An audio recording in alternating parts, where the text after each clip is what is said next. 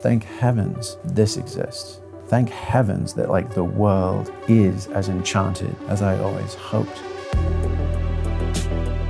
My purpose is to seek truth and share it, seeking the purest, cleanest experiences of being.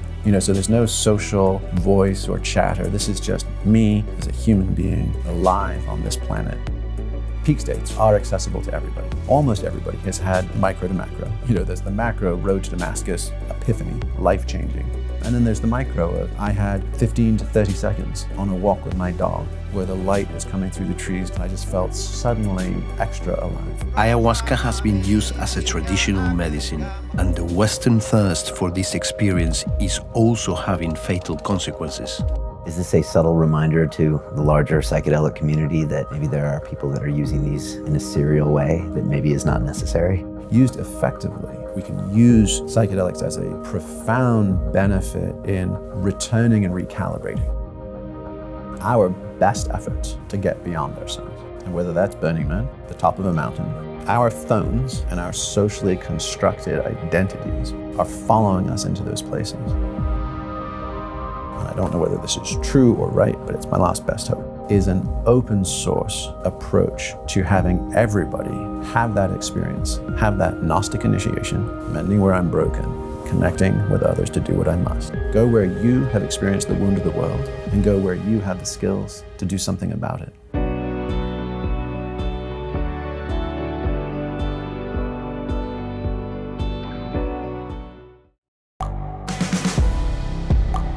The world is changing. Inspiration is everywhere. It has never been so easy to connect, share, and bring people together. We're learning from others and finding the best in ourselves. Challenging our beliefs, sharing our vulnerability, overcoming our fears, transforming ourselves so we can transform the world. How far can we go? This is London Real. I am Brian Rose. My guest today is...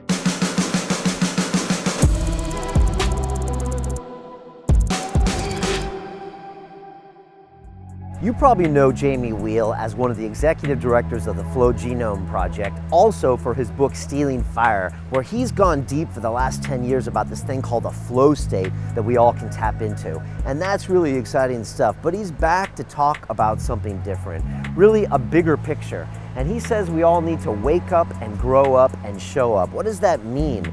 Well, first of all, we need to wake up. We need to use peak experiences to show us the power we have inside of us and the things that we need to do in this world. Next, we need to grow up, investigate a lot of our childhood traumas and find out what's going on so we can repair those and be the best version of ourselves. And then to show up, find out what you can do to do better for the collective, for the society, and for the world. And it was great sitting down with Jamie because so many of these themes are in our latest movie, Reconnect, about my ayahuasca experiences last year in Costa Rica. I love what he's talking about. He's such a passionate guy, and I feel like his heart energy has really changed, where he used to have a lot of brain energy, and I know you're going to enjoy this incredible episode with Jamie Wheal.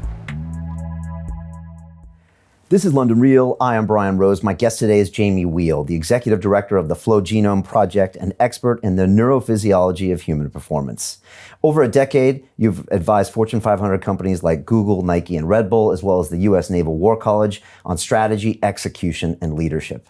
You're also the co-author of the Pulitzer Prize-nominated Stealing Fire, which investigated flow states, and your upcoming book, Recapture the Rapture, Rethinking God, Sex, and Death for a World That's Lost Its Mind, explores the limitations and potentials of biohacking, self-help, and psychedelic revolutions. Jamie, welcome to London Real. Thanks for having me, Brian. Great to have you here. First of all, what's it like when you land in a city like London?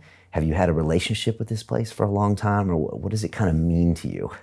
Well, I mean, I was born and raised here, so I grew up in the New Forest near Salisbury, and so coming back home is a mixed experience because on the one hand, I have all of these not deeply nostalgic memories of England back in the day, back in the 70s, and very much kind of BBC, all creatures great and small, cricket on the village lawn, the church bells kind of thing. And then coming back to contemporary London and England, it's obviously so different, and it's not my home anymore. So I think that the senses is just nostalgia. Right. A feeling for all of the history and the traditions, and you see in the buildings the etched in stone and the names and the generations before. And on the other hand, this hyper modern cosmopolitan world that's completely new and foreign to me. So it's sort of delightfully ambiguous. What do you remember about the culture and the vibe and the feelings in like 70s and 80s? Like, what was Britain then? I think the closest I can describe that would be a reference point for people is the sense that that entire generation of kids that came of age reading Harry Potter, and the watching of the first films and the coming to Hogwarts, that sense of coming to Hogwarts, that's what I kind of grew up with. I grew up with that sense of, lineage and tradition and something ancient. So, growing up in the New Forest, we would drive past Anne Boleyn's old manor house, and there was the tree in the forest where Prince Rufus, back in the Middle Ages, was shot by his own huntsman, in a sort of assassination attempt that was, written off as an accident. And, my brother went to the cathedral school in Salisbury and used to run on his cross-country team around Old Sarum Hill and Stonehenge. So that sense of just ancientness, I think, has always been in my bones. And then coming to America, which obviously feels so new, and so everything's just immediate. I think it was that sense of both history and just the kind of the bones of a place and the lineage of the people that really has led to a lot of my curiosity and learning, which was always sort of neuroanthropology. Very much like Yuval Harari and Sapiens and Homo Deus, or what's his bucket, Jared Diamond in Guns, Germs, and Steel. Like that sense of who are we? And where have we come from? So having that history growing up in Britain, you might not have got that growing up in Phoenix. Maybe not. Absolutely. Yeah, and that's the thing. I grew up in San Diego, so, there really wasn't much history. I mean, the oldest building's 50, 60 years old, and maybe there's some monks that came up from the South, but there wasn't much. So when I walk around England, I'm so steeped in it. It just feels like part of me now. You grew up in an interesting family here as well, high performance mother and father. Can you briefly talk about that and how that might have shaped your future? Sure. I mean, very much mixed traditions. So my mother was South African. My father's family moved from London after World War II to South Africa. That's where they met. And then he came back and he submitted his applications to Cambridge and to the Royal Naval Test School. And the entry, I think, to Cambridge was something like, 7%, 8%. But the odds to get into the Royal Naval pilot training was, I think, 2%. And he got into both. And so he was like, okay, I'm going to go and do the pilot thing because I want to fly the best planes in the world. So he was, when the Concorde was still a military top secret project, he was testing that. When the Sea Harrier, the vertical takeoff jet, he was the chief test pilot on the carrier takeoffs and landings, which he described to me once was, it was like trying to land in pitch black night in the North Sea, trying to land a Harrier on an aircraft carrier. And these are the small ones. These aren't the crazy big, U.S. nuclear ones these days. Was like trying to sort of land on a pool table, by a lighter. So that was my background. It was very much the sort of the Great Santini to Top Gun, was that world. Right. And I was kind of getting shunted along to go to Annapolis and go to the U.S. Naval Academy. And at the last minute, kind of just didn't and thought, okay, if I'm not going to be a test pilot or a SEAL, because those are really the only two gigs that would have sort of passed muster. Otherwise, with him? I would have felt like I was just punting if I hadn't at least done that. And he was looking toward America always? Yeah, well, when we emigrated there, because my mother's love of South Africa and the landscape of Cape Town and that kind of stuff, they fell in love with the continent of North America and just the outdoors and the sense of adventure. So we grew up water skiing and snow skiing and these varying things, and they stayed. And so they fell in love with the U.S. And so, absent going the military track, my commitment was, okay, if I'm not going to do that, how do I ring that bell anyway? And so that was where my interest in surf rescue and wilderness medicine and mountain guiding and those kind of things came in. I was like, well, if no one's going to shoot at you or something like that, at least can you put yourself in mortal consequences with precision and with teamwork and with that same caliber of leadership? And can I learn there? Plus, it always just made more sense. I mean, I think maybe being a stranger in a strange land and never actually feeling a part of any culture. I was just, even as a kid, I was sort of a perpetual anthropologist. Like, what are the strange customs of these humans I'm around? You know, so nature made sense. Right. And I think that's always been a refuge for me. Interesting. Yeah. And in your TED Talk, when you were in Venice, you said that you always felt like that outsider until you had kind of that one windsurfing incident where you probably had your first flow state experience. And I'm sure it was preposterous for your friends to hear that story, or even tell yourself that story at first, that getting on a board with a sail on it could change your life. But it did, right? Yeah, I mean, I would say, you know, people often ask sort of like, oh, okay, so what makes you tick? You know, what's your sort of quote unquote lineage? Or where did you come from, or how did you get to here?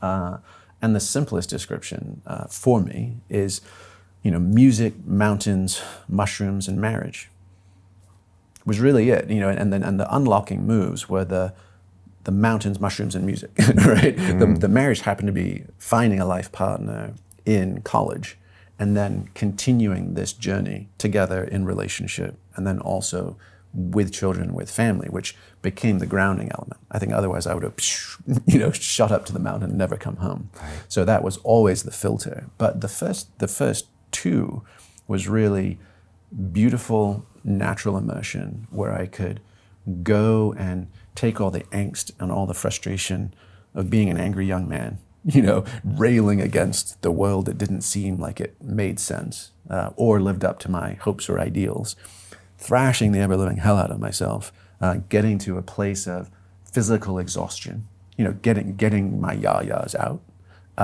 experiencing beautiful sensations of gravity, you know, whether that was zipping along, windsurfing or skiing or mountain biking, something, and then often having the moment of kind of release, like that windsurfing experience of, you know, riding along on the golden pathway of the setting sun, and just being like, oh, hell yeah, this is pretty good. You know, there's no clutter, there's no super ego, you know, so there's no social voice or chatter. This is just me as a human being alive on this planet, you know, and dynamically engaged. Wow. And so that became a lifeline.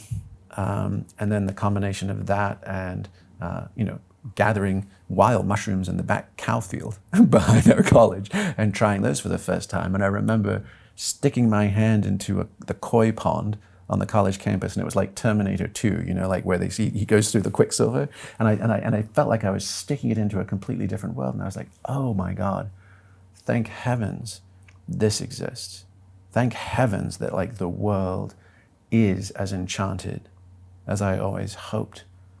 Because the delta between the Hogwarts early experience, you know, roaming through the forest and feeling like, you know, there was literally the land of fairy and Tolkien and everything, and then growing up and getting into the social world and it feeling like it was completely desacralized, that there was nothing worth caring about, being given back that gift and saying, you know, magic is afoot. You know, and if you just pay attention, if you just know where the doors are, that saved my life, honestly. It gave me something to care about and something to step up to and live into. Okay. And that initial part of that journey was stealing fire, writing that book, and then I think you said for the next 18 years, like traveling the world and talking and teaching and working with companies and all sorts of groups around that. I mean, now in retrospect, looking back, how would you describe the major points of that experience? Well, I mean, I think we were, you know, always just seeking the purest, cleanest experiences of being we could. And that led us everywhere from, you know, guiding on mountaineering trips in Nepal and Tibet, and taking the youngest group of American students ever up to Camp 3 on the north face of Everest, and then spending 2 days in these medieval caves at base camp, you know, having them do a meditation and fasting solo, you know, looking at Chomolungma, looking at the amazing mountain, or, you know, climbing up to tantric monasteries that were at 17,000 feet and soaking in hot springs that actually had, It was like Indiana Jones. We were soaking in these hot springs going, isn't this the life? You know, like we busted ass to get here. This is fantastic. Here's this, you know, like the Patala Palace kind of beautiful monastery. And then suddenly one of our students screams bloody murder, and she looks down and there's a snake coiled around her ankle. And then we look at all the rocks, and suddenly the entire rocks are just moving and heaving, and there were all these snakes like sticking their heads out and sweeping around. So at 17,000 feet, it was a thermal heat sink in the Himalayas that had supported this colony of snakes. We're like, dear God. So experiences like that, where you're out there on the sharp end of life, you don't know what's going to come or what's going to happen, and it affirms your aliveness, and it gives you a sense of why we're here.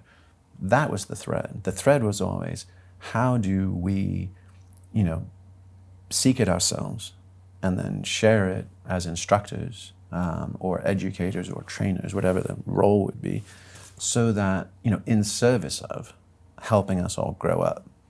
And my sense was, I actually we were with some CEOs. We were doing an alpine, like a skiing leadership training. And I had them do the exercise of, what's your purpose? Which is a little bit cornball, but nonetheless, we were doing it. Mm-hmm. And I was, as they were sitting writing, I realized I was like, son of a bitch, I've never done that.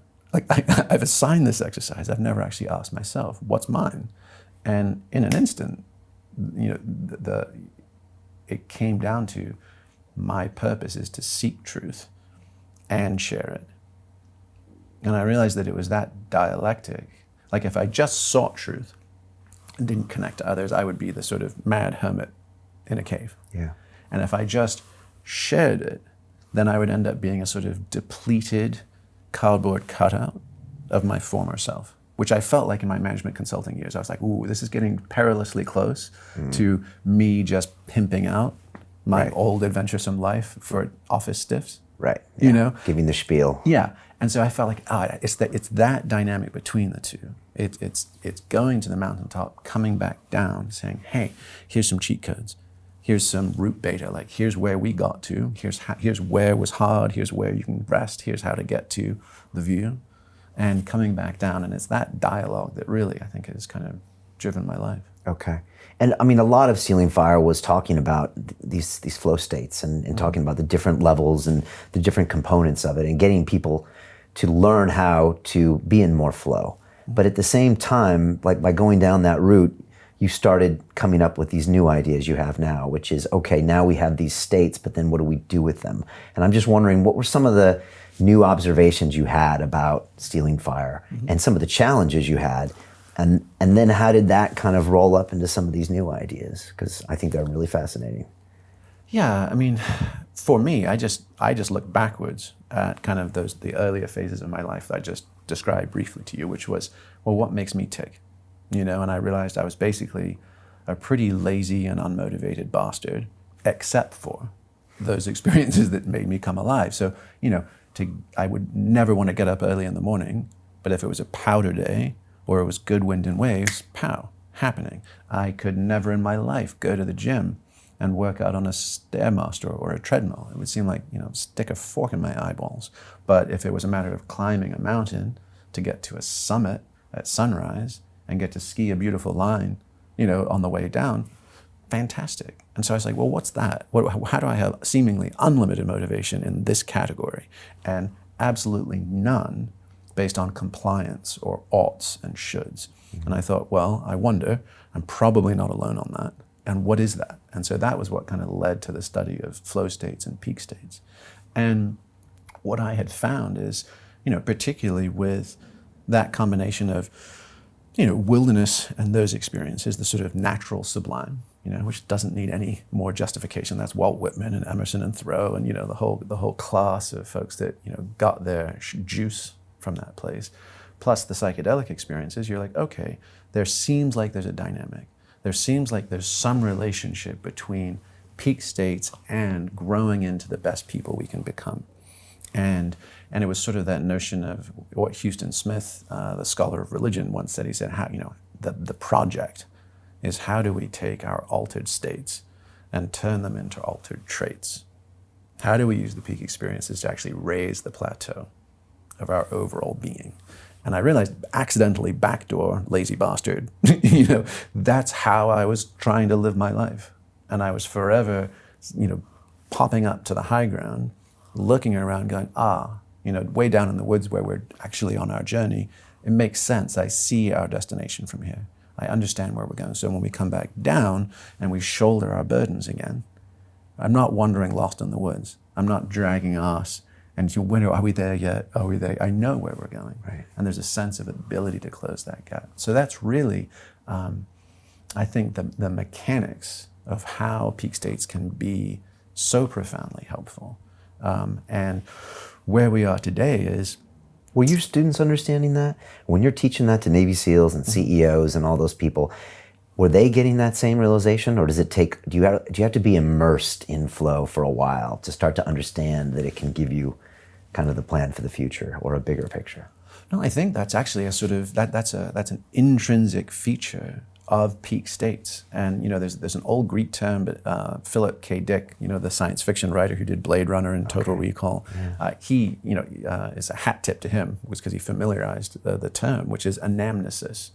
And anamnesis is the opposite of amnesia. Okay. So it's literally the forgetting of the forgetting. Right? Okay, wow, that's deep. I gotta think about that for a while. Okay. So when you forget that you've forgotten, you've remembered. And what we typically remember in those states is who we are and what we're here to do. Yeah, that describes quite a few of my psychedelic experiences. Right, there's always that profound sense of déjà vu and a deep remembering. And I always think of that, the Disney film of Sleeping Beauty, where the entire kingdom has fallen asleep under the spell. And then when they wake up, they're sort of in the middle of their conversation. There's the cook in the kitchen and he's chasing somebody. The whole thing comes back to life.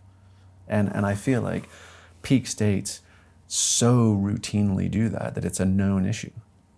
And it's that remembering of, I have a deeper knowing, beyond the day-to-day, beyond the chatter. I have a nobler self, and I have a purpose. I have a mission. That to me is indescribably valuable. And at the same time, it feels like no sooner do we have that, we sort of power up into our fullest, high fidelity self, that there's almost always, in sort of a body scan, and here's the laundry list of the things that are out of whack, out of integrity, not in keeping with that experience. So it's like that Suzuki Roshi joke where he's like, you're perfect exactly as you are, and you could use a little work. And my sense is that peak states do that.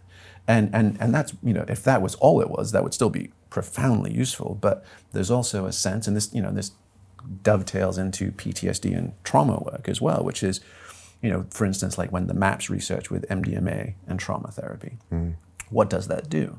Right? If you're just a raver and you pop some Molly, you go off and you oods, you dance, you don't necessarily think about it or integrate it. But when it's in a therapeutic setting, you have that experience of, I feel fantastic. I feel like $1,000,000. I have, heightened oxytocin and serotonin and prolactin. I feel warm and womb-like. And I can take some of that energy and I can use it to revisit the places I'm contracted, the places I'm impacted. And because I now have safety, I'm not contracted and defended and blocking it. I can actually go into and shift that stuff. Right. So it feels to me that there's and to your point about what's evolving after writing Stealing Fire, which was arguably a love story to the backstory of Ecstasis. Yeah. Right? This is where we've come from, all the way back to the ancient Greeks. Yeah. In the 60s and the 70s to now. This next book, Recapture the Rapture, is sort of what's the relationship between those peak states and our healing and our connections and commitment to each other. So instead of just ecstasis, it's a three-legged stool, it's a triangle. And it's ecstasis, go up and remember what you've forgotten. Take some of that energy, come back to catharsis, digest our grief, integrate our trauma, stand up on our own 2 feet. And then communitas, connect with our brothers and sisters.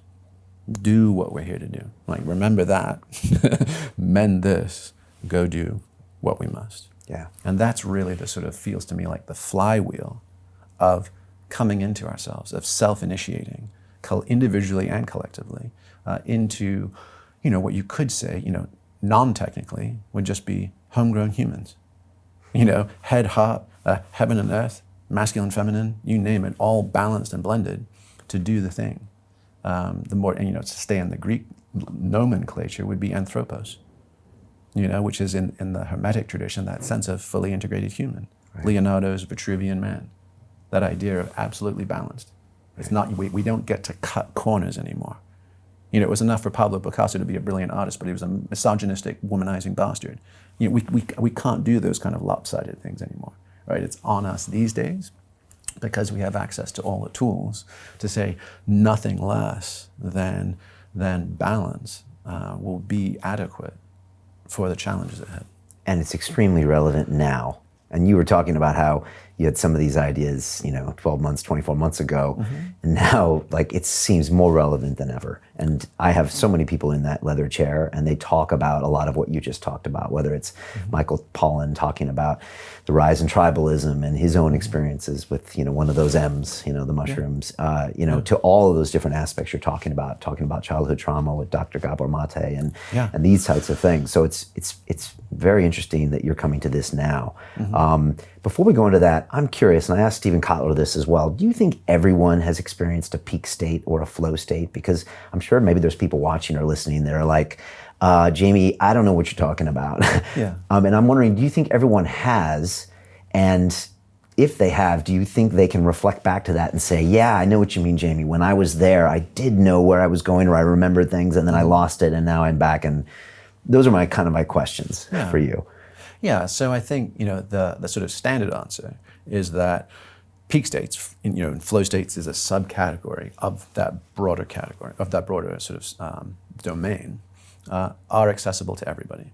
And most people have, almost everybody has had some there's a range, micro to macro. You know, there's the macro road to Damascus epiphany, life-changing. Right. And then there's the micro of, I had 15 to 30 seconds on a walk with my dog, where the light was coming through the trees just so, and you know, and I smelt things, and I just felt suddenly extra alive, and suddenly no place else. And the thing that's often confusing for folks about the micro ones is that they're rarely the photo album flashbulb memories. They're very rarely your wedding or your prom or your graduation or the pomp and circumstance times. They're blips.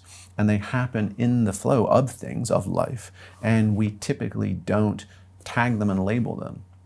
But when we do, we'll do an exercise with people of saying, hey, you know, do a life walk, like literally sort of take a step at a time and describe, I'm in childhood, and describe just spontaneously your peak experience there, and then take another step and say, this was my adolescence. I'm 14 years old, and we're on the soccer pitch, or I'm giving a speech or playing music, and that here I am as an adult. And the results of just that exercise, just guiding people slightly to remember and let themselves be surprised by what comes up. So no scripting and no rehearsing. People often end up weeping.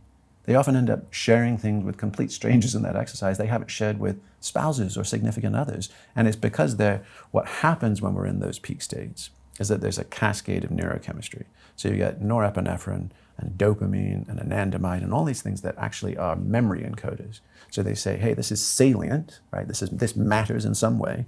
Save it for later, take it from short-term experience and transfer it over to long-term memory. So the memories are incredibly rich and they're profound, but we don't file them. They're lost in the stack. Right. And when we're given that experience, it's often really empowering for folks, because they're like, oh, this isn't something out there for people not like me. This is something I have lived and I've yearned for. And, you know, Csikszentmihalyi, the godfather of flow research, said, you know, these moments, you could almost say that these moments are effectively the driver of all civilization.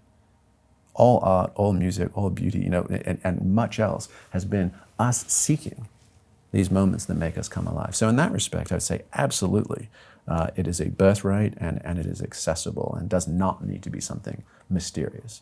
And at this point, to your sense of where are we these days, we've never had access to more ecstatic state-shifting technologies than at any point in human history. We kind of have the keys to the kingdom. And so in that respect, I would say, don't die wondering. You know, if you're curious, right, there are a dozen ways to shoot the moon. There are a dozen ways to go and see for yourself. Such as? Well, I mean, you can take it from the low end, where you could say, go and do a 10-day Vipassana retreat. Right. Okay. And that takes a bit of time, right? And it's very safe. And you would say, okay, you can go and if you're willing to invest that chunk of time and be comfortable being uncomfortable, you will have some meaningfully different relationship to yourself, your body, and your awareness than you did going in. Near as damn it. I mean, a pretty good odds. Yeah. Right?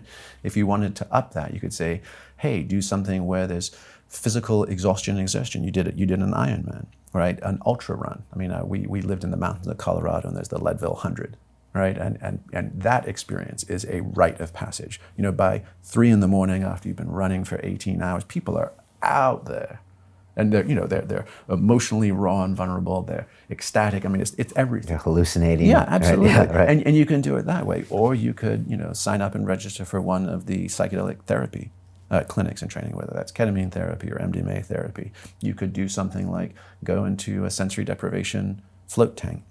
Yeah. So there's lots of ways to shift our states. Go to Burning Man. You could indeed. Okay. I mean, go to Disneyland. Is there a point where it doesn't necessarily get you there? I mean, Disneyland on acid. Okay, gotcha. That works. All right, so something to get you to a peak state. Something to get you to drop, basically, the socially conditioned elements. Something to get you to shut off your default mode network, which is kind of your inner mind chatter. Something to bring you into as vitalized and aligned a body as you can help support. Right? And something to give you access to information, right? That sort of that peak experience of heightened information, awareness and processing. Those things are, generally speak for themselves after that. Right, and now we have access to all of that. With the internet and with all these services, we can go do those things fairly readily. Yeah. Do you think everyone needs to do something like that? Well, I mean, here we are sort of in the nominal psychedelic renaissance. Like after Stealing Fire, after Michael Pollan's book, there's been this massive, I mean, those books didn't create it. They were simply naming a thing that was already happening, yeah, and maybe extending the awareness of it and helped crystallize it. But I think that we are in a goofy spot because at the same time that we have more access to more psychotechnologies than any humans ever, they've also been completely ripped out of cultural context.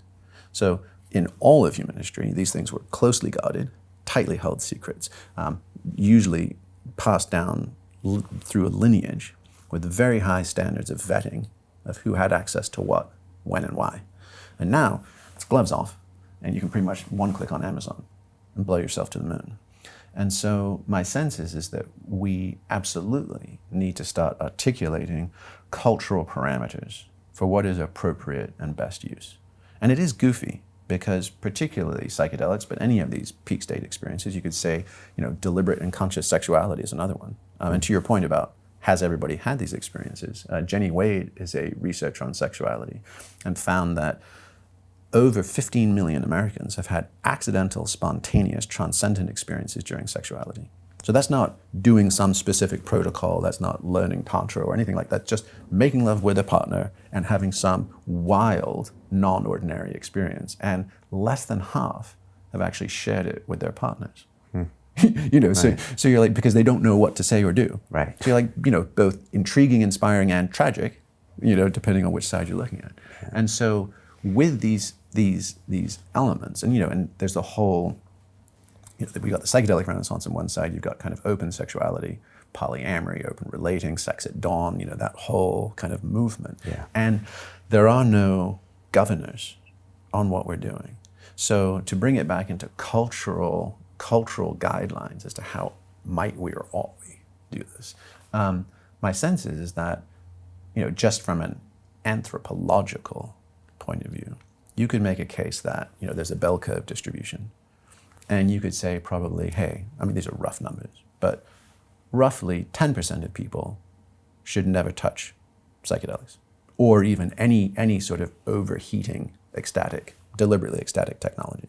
Breathwork, sexuality, sensory deprivation, those things.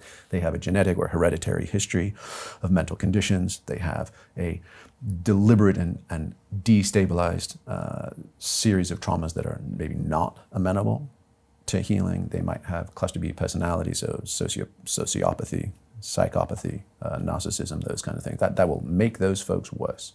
So 10%, take it off the table. Only 10% on the far side should ever do them more than a handful of times in their life.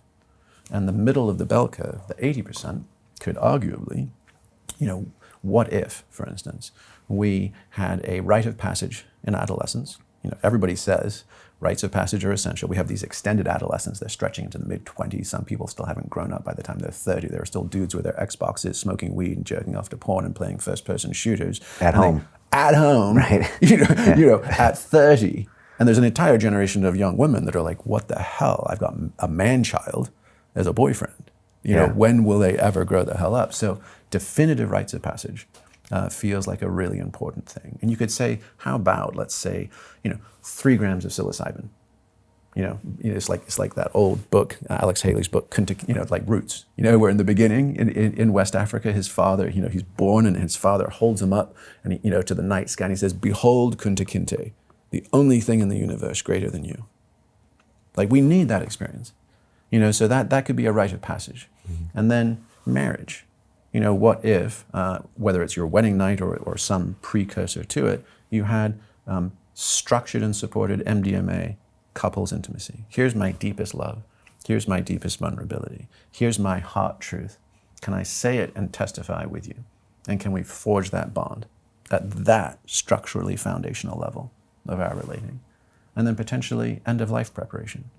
And Johns Hopkins has done tons of studies with cancer patients and survivors, but what about a structured 5-MeO DMT experience, which many people who experience it report as a death, rebirth experience of basically the light of source consciousness.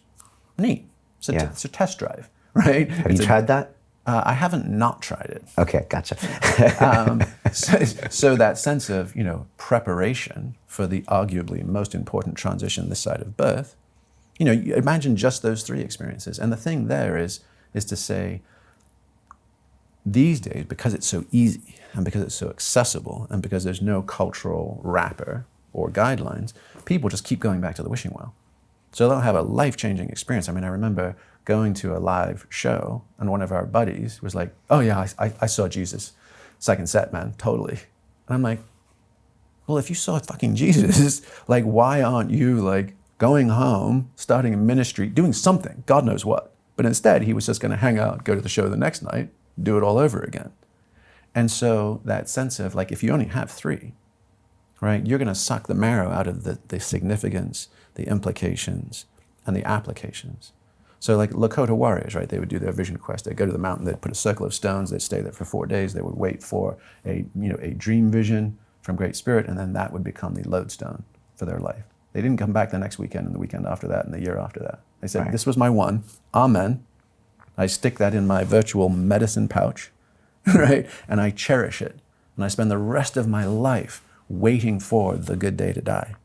Is this a subtle reminder to the larger psychedelic community that maybe there are people that are using these in a serial way that maybe is not necessary? Yeah, I mean, we've all met someone who's had 65 ayahuasca experiences. And they wear it like a badge of honor. I know. And I always find it profoundly suspect. Me too. There's the old Alan Watts, when you get the message, hang up the phone kind of thing. And I'm not that binary about it. I think there's profound benefit in returning and recalibrating over time. There's a sense of sort of, used, I think, effectively. And so we won't say appropriately, because that's a that's a fool's errand to try and assert. But used effectively, peak experiences, and we can use psychedelics as a visible, present test case, but it is in no way limited to those. Any comparably potent psychotechnologies can be used as, in a sort of 3-part way, sort of as metronome, tuning fork, and training wheels. So the metronome is back to that anamnesis, right? Am I on the one? Am I on the pulse of life? And I always think of the Carter family, the June Carter who married Johnny Cash, right? And her whole family, right? They lived in a Tennessee, Kentucky farmhouse or something like that, and with a wraparound porch. And before they would play at the Grand Ole Opry, 3 kids playing banjo and fiddle and something else would go marching off one way around the porch, and then the other half of the band would go marching off the other way. And if they met at the back of the house and they were still on the beat together, they knew they had it licked and would do a great job that night at the Opry. And I think coming back to ourselves and being like, I think I'm on the one, but I'm not sure. Can I come back to source? Can I come back to self? And can I just, I was a half bit ahead, I was galloping, I was lagging, I'm back on. So the metronome feels important. And then the lag time between my last peak state, where I've powered up into my truest best self, and now I've probably been pulled down by the density and the gravity and the 1,000 tiny cuts of life. The haters have taken their shots, right? And so my instrument is probably a little out of key. And so the tuning fork is like, hey, here's perfect middle C. Where are you? Are you sharp? Are you flat? Can you just tune such that your instrument is back again? And then the training wheels. I now feel, and then back to the PTSD therapy that MAPS is doing with MDMA, I feel safe, I feel whole, I feel loved, I feel enough. I'm not contracting, I'm not coming from scarcity, right? And I'm able to live open-heartedly and even courageously and creatively. Right. Can I practice that? And can I actually feel like what it's like to come from a super saturated state? And can I actually get that into my muscle memory? Okay, so you can take the wheels off. So then I can take the wheels off. And I think that's actually one of the profound benefits of an event like Burning Man compared to a weekend festival or compared to kind of a one and done experience, is that people go to Burning Man, the environment, the conditions, the sensory overwhelm, the substance and sexuality, you name it, it's every ecstatic technology in the world bung together. But what happens is people crack open, so they'll have a breakthrough experience, and then they've got 3, 4, 5 days interacting with other people in a shared archetypal improv of let's extend this jam. Let's practice what it means to not just be somewhere deep in the desert, communing with the stars, but actually sharing drinks and playing games and building things and dancing together. And so it really becomes more somatically registered and more sort of somatically landed. So that would be my sense, is that if we sort of create hedonic engineering would be what's the actual rational, practical art of tuning our states in service of our long-term development, growth, and outcomes, right? What do we actually do with it? And if you do that, you can kind of create a flywheel where we're doing the good things for us every day. That's the flossing your teeth and the 15 minutes sitting and the physical exercise and anything that is just raising our foundational practice. Hard to overdo, most of them, unless you're super type A and compulsive. And then a sort of once a week Sabbath experience, like reclaim half a day out of 7 that lets you reset deeply. Once a month, give yourself a full day, clear the decks, and actually go big. Once a season, a weekend, once a year, a week. And if you have, because what we've got right now is access to the atom bombs, right? I'm gonna go down to Peru and do an ayahuasca retreat. I'm gonna go to Burning Man. I'm gonna do the thing. And it's blow ourselves apart in a million pieces. But then we're all trying to reassemble our spaceships in our driveways. No one has the instruction manual, and there's a lot of left missing bolts and pieces, and we go from light speed back to, holy shit, this is Monday morning, and I'm wearing this monkey suit, and I've got this shitty job, and I'm sitting in the traffic, and what the hell?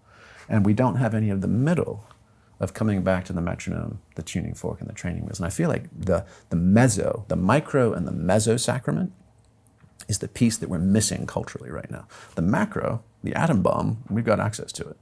But it's the interstitial stuff that's really key to helping us integrate and actually make the most of these things. Yeah, and that's one of the reasons I was super excited to talk to you about today, because as you know, we're about to premiere our 5th documentary feature film, and it started after my Ironman race last year. It was like a month after, and Dennis McKenna was like, Brian, come down to Costa Rica. We're gonna do these ayahuasca ceremonies. Bring your film crew and let's go. Cool. And I was resisting because I was just like, I don't know, are we gonna make a movie? I don't wanna make I don't want to make another ayahuasca movie. We've all seen too many ayahuasca movies. And I was like, I don't want to do that. Now, we've been talking about psychedelics and plant medicines for 7 years. And so, you know, we know these things, but I didn't want to go down there just to do it. But we did it anyways. And I ended up having the second ceremony was the most profound experience of my life, something that taught me so much and also reminded me that for me, ayahuasca is the mother of all psychedelics. It's the one that gives me lessons, it gives me 10 commandments. You know, because this is exactly what you need to do. Talk about training wheels and tuning forks. I mean, it was really, this is what you need to do. And towards the end of the ceremony, she said, let's review what you will not forget tomorrow. Oh, no way. Let's go back to these 10 things. And that's something I always get. I don't get with psilocybin. I definitely don't get with DMT. So it was profound. And of course, I get dropped back in London way too soon, like literally a day after that last ceremony, and dropped into the madness of what we do here. And now it's time for me to integrate. And I'm telling my wife all of our future and her new role in this whole new reality, of course, that I've seen crystal clear. I'm telling my team that as well. And of course, it doesn't work like that, the way you just described it, because we have these atom bombs and now I'm back to the laundry, right, after the ecstasy. So we kind of show this whole process, and also I'm trying to figure out how the community plays in on this. And this is where, you know, your upcoming book plays in. Like, how do we interact with each other? How do we deal with things that feel like they've been weaponized, like climate change, where what is going on? I don't know. Something's going on. It doesn't feel right. But I don't know. People are getting angry and they're divided over it. And so I'm doing all of this. And then, of course, my childhood traumas come up as well. So you're 7 years old, your parents are divorced, and this always comes up with me in these ceremonies, and it's limiting me. So I end up flying back to San Diego and getting both my parents on camera and asking them about the divorce. So It's funny how you show up today with many of the themes that I'm struggling with, and this whole concept of quote unquote integration, which is a word that's been used a lot lately, I guess, in the psychedelic communities, which is, I guess, trying to make sense of this atom bomb and then try to find a way to bring those learnings into a new version of your life. So I don't know, based on that, everything I just dumped on you, I'm just curious of some of the things you see there. Also, I'm not expecting the greatest reception from the quote unquote psychedelic community, because sometimes it's the panacea, it's the have this experience and everything's going to be okay. Although I'm probably generalizing, but we're trying to say it's not about that. It's another one of these peak states, and if you don't treat it the right way, it's going to come with, you know, struggles, and if you don't do the work, it's not necessarily going to be something you can benefit from. So that's what we've kind of learned, and we're trying to put that in 90 minutes, you know. So it's been a lot of fun, obviously, trying to do that. I don't know, what do you think of all that, Jamie? Yeah, I mean, you know, you're not alone. This is the sort of pernicious nut to crack for all of us, and I mean, I think about this a lot because how do we reconcile what you just described? You went down to Costa Rica and had the most profound experience of your life. You know, amen, God bless. You know, nothing but gratitude for that kind of a thing, that I get to have lived a life that includes that in it. That's how I felt. Yeah. And at the same time, some bitch, man, where's the transmission? How do I take like starlight and learn to grow corn? And that transition is arguably the entire human project. And I think there's a lot of, because we've yanked it out of culture, right? We're just having these experiences and jacking into power feeds. I always think of, like, there was that Far Side cartoon of two mosquitoes, you know, and one of them is in an arm and he's blown up like a balloon. It's like, pull out, Hal, pull out, you hit an artery, right? And that's kind of what we're doing with psychedelic and ecstatic technologies. We are jacking in to the main vein and just literally like blowing our minds. To continue watching the rest of the episode for free, visit our website londonreal.tv or click the link in the description below.